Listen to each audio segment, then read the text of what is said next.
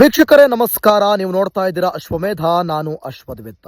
Sandalwood ನಲ್ಲಿ ಇತ್ತೀಚೆಗೆ ಒಂದು ಹವಾ ಇದೆ. ಕಳೆದ 5-6 ವರ್ಷಗಳಿಂದ ಒಂದು ಹವಾ ಅಂತಂದ್ರೆ ಅದು ತ್ರಿಬಲ್ ಆರ್. ಅರೆ ಏನಪ್ಪಾ ಇದು ತ್ರಿಬಲ್ ಆರ್ ಹವಾ? ಅದು ಸ್ಯಾಂಡಲ್ವುಡ್ ನಲ್ಲಿ ಹೇಗೆ? ಅದು ಟಾಲಿವುಡ್ ನಲ್ಲಲ್ವಾ ಅಂತ ನೀವು ಅಂದ್ಕೋಬಹುದು. ಅಂದ್ರೆ ತೆಲುಗು ಇಂಡಸ್ಟ್ರಿಯಲ್ಲಿ ರಾಜಮೌಳಿ ಅವರ ತ್ರಿಬಲ್ ಆರ್ ಸಿನಿಮಾ ಅಲ್ವಾ ಅಂತ. ಅಲ್ಲ ಅಲ್ಲ, ಇದು ತ್ರಿಬಲ್ ಆರ್ ಸಿನಿಮಾ ಅಲ್ಲ. ಇದು ನಿಮ್ಮೆಲ್ಲರ ಕರ್ನಾಟಕದ ತ್ರಿಬಲ್ ಆರ್ಗಳ ಕತೆ.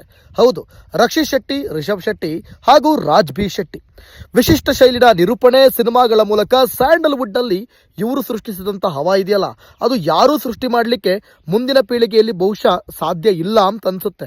ಅಂತಹ ಗ್ಯಾಂಗ್ ಇದು. ಎಲ್ಲರೂ ಪ್ರೀತಿಯಿಂದ ಇವ್ರನ್ನ ತ್ರಿಬಲ್ ಆರ್ ಅಂತಾನೆ ಕರಿತಾ ಇದ್ರು. ಒಬ್ಬರ ಸಿನಿಮಾಗೆ ಒಬ್ಬರು ಬೆನ್ನು ಕೊಟ್ಟು ಕೆಲಸ ಮಾಡ್ತಾ ಇದ್ರು, ಮೈ ಬಗ್ಗಿಸಿ ದುಡಿತಾ ಇದ್ರು. ಈ 3 ಜನ ಅಂದ್ರೆ ತ್ರಿಮೂರ್ತಿಗಳಿದಾರಲ್ಲ, ಇವರ ಹವಾ ಬೇರೆನೇ ಇತ್ತು.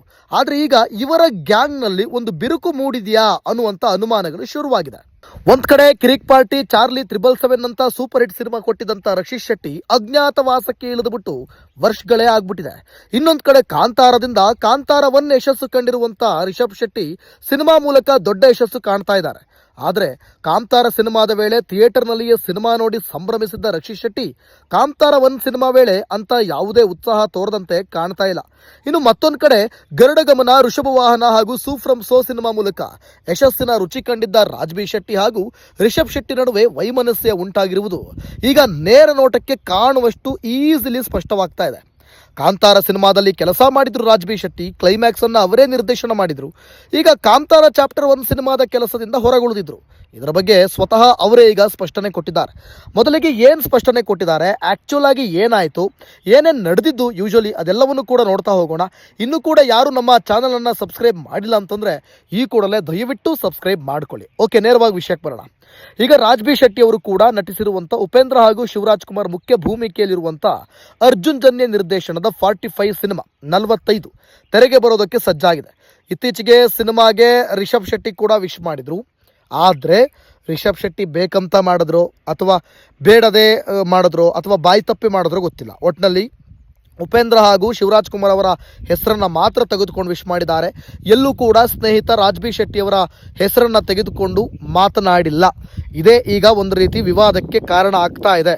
ಕಾಂತಾರ 1 ಸಿನಿಮಾದಲ್ಲಿ ಕೆಲಸ ಮಾಡದ ಕಾರಣಕ್ಕಾಗಿ ರಿಷಬ್ ಶೆಟ್ಟಿ ರಾಜ್ ಬಿ ಶೆಟ್ಟಿ ಕುರಿತಾಗಿ ಮುನಿಸ್ಕೊಂಡಿರ್ಬೋದು ಅನ್ನುವಂಥ ಒಂದಷ್ಟು ರಿಪೋರ್ಟ್ಗಳು ಎಲ್ಲ ಕಡೆ ಪಬ್ಲಿಕ್ ಆಗ್ತಾ ಇದೆ.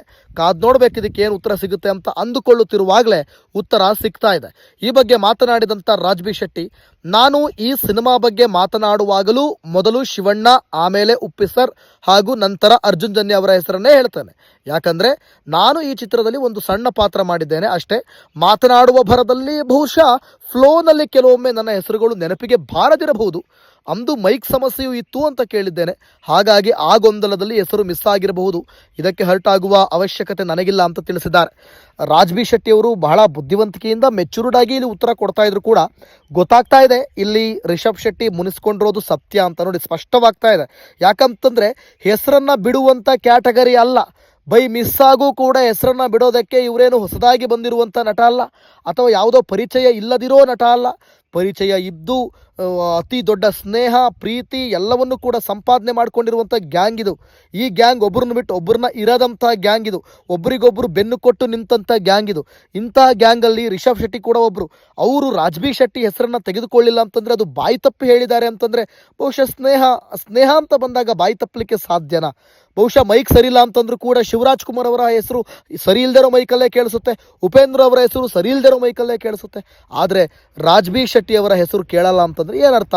ಸೊ ನಾನೇನಕ್ಕೆ ಈ ಥರ ಮಾತಾಡ್ತಾ ಇದ್ದೀನಿ? ನೀವು ಹೇಳ್ಬೋದು, ನೀವು ಕೇಳ್ಬೋದು, ನಿನಗೆ ಯಾಕೆ ಗುರು, ಅವ್ರು ಹೆಂಗಾದ್ರೂ ಇರಲಿ, ಅವ್ರು ಚೆನ್ನಾಗಿರಲಿ, ನಿನಗೆ ಯಾಕೆ ಗುರು? ನಾನು ಹೇಳ್ತಾ ಇರೋದೇನಪ್ಪ, ಏನು ಹೇಳೋದಕ್ಕೆ ಬರ್ತಾ ಇದ್ದೀನಿ ಅಂದರೆ, ನಿಮ್ಮ ಈ ತ್ರಿಬಲ್ ಆರ್ ಅನ್ನುವಂಥ ಒಂದು ಈ ಕಾನ್ಸೆಪ್ಟ್ ಇದೆಯಲ್ಲ, ನಿಮ್ಮ ಒಂದು ವ್ಯಕ್ತಿತ್ವ ಇದೆಯಲ್ಲ, ಅದನ್ನು ನಮ್ಮ ಜನ ಇನ್ಕ್ಲೂಡಿಂಗ್ ನಾನು ಸೇರಿದಂತೆ ಬಹಳ ಇಷ್ಟಪಡ್ತೀವಿ, ಭಾಳ ಲೈಕ್ ಮಾಡ್ತೀವಿ, ಭಾಳ ಲವ್ ಕೂಡ ಮಾಡ್ತೀವಿ. ಹೀಗಿರುವಾಗ ದಯವಿಟ್ಟು ನೀವು ಈ ರೀತಿ ಮನಸ್ತಾಪ ಮಾಡ್ಕೊಳ್ಳೋದು, ಬೇಜಾರು ಮಾಡ್ಕೊಳ್ಳೋದು, ಮುನಿಸುಗಳನ್ನ ಮಾಡ್ಕೊಳ್ಳೋದು ದಯವಿಟ್ಟು ಬೇಡ.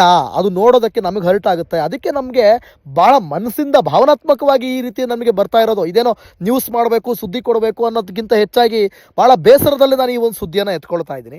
ಮುಂದುವರೆದು ಏನು ಮಾತನಾಡೋದು ಅಂದರೆ, ರಿಷಬ್ ಉದ್ದೇಶಪೂರ್ವಕವಾಗಿ ಹೀಗೆ ಮಾಡ್ತಾರೆ ಅಂತ ನಾನು ನಂಬೋದಿಲ್ಲ, ಬೇಕಂತಲೇ ಹೇಗೆ ಮಾಡಿದ್ದಾರೆ ಅಂತ ನಾನು ನಂಬೋದಿಲ್ಲ. ಒಂದು ವೇಳೆ ಯಾರಾದರೂ ನನ್ನ ಚುಚ್ಚಬೇಕು ಎಂಬ ಕಾರಣಕ್ಕೆ ಹೆಸರು ಬಿಟ್ಟಿದ್ದರೂ ಅದು ನನಗೆ ತಾಗುವುದಿಲ್ಲ. ನೋಡಿ, 2 ಥರನೂ ಹೇಳಿದ್ದಾರೆ. ಉದ್ದೇಶಪೂರ್ವಕವಾಗಿ ಹಿಂಗೆ ಮಾಡಲ್ಲ, ಒಂದು ವೇಳೆ ಆ ಥರ ಮಾಡಿದರೂ ಅದು ನನಗೆ ತಾಗಲ್ಲ.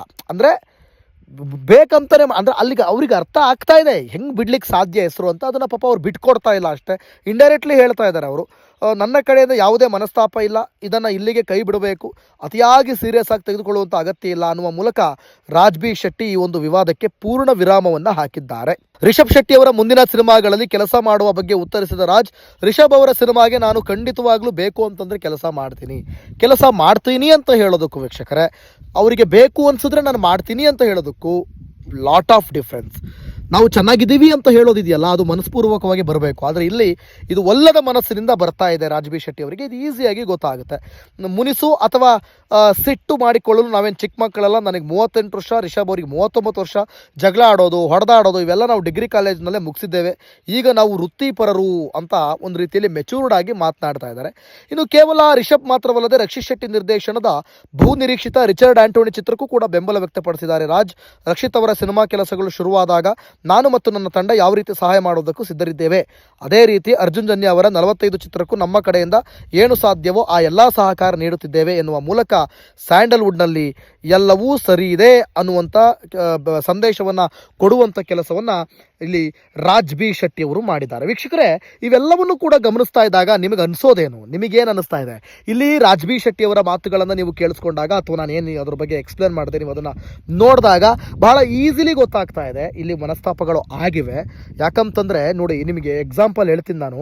ಕಾಂತಾರ ಚಾಪ್ಟರ್ 2 ಅಂದರೆ ಮೊದಲನೇ ಕಾಂತಾರ ರಿಲೀಸ್ ಆದಾಗ ರಕ್ಷಿತ್ ಶೆಟ್ಟಿ ಯಾವ ರೀತಿ ಥಿಯೇಟರ್ನಲ್ಲಿ ಹಾರಿ ಹೋಗಿ ರಿಷಬ್ ಶೆಟ್ಟಿಯನ್ನು ಹಗ್ ಮಾಡಿಕೊಂಡಿದ್ರು.